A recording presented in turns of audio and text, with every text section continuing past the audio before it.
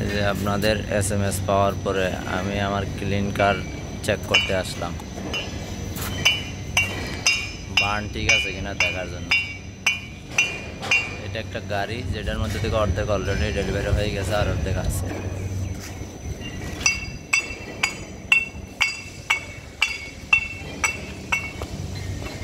দেন আরো 8-10টা বাড়ে দিয়ে দেখি কিরকম সাউন্ড বার্ন হয়নি।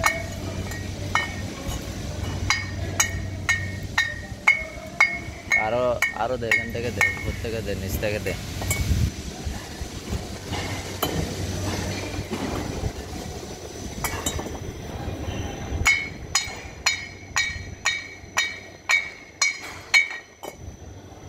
আরো দে,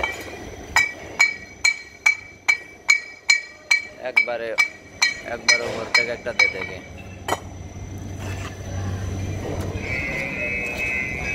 এখান থেকে একটা ল। হ্যাঁ,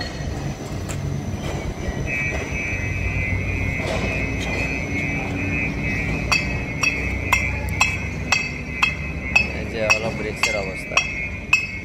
এরপরে যদি ভাঙে এটা অন্য সমস্যা আছে। ঠিক আছে, ওকে।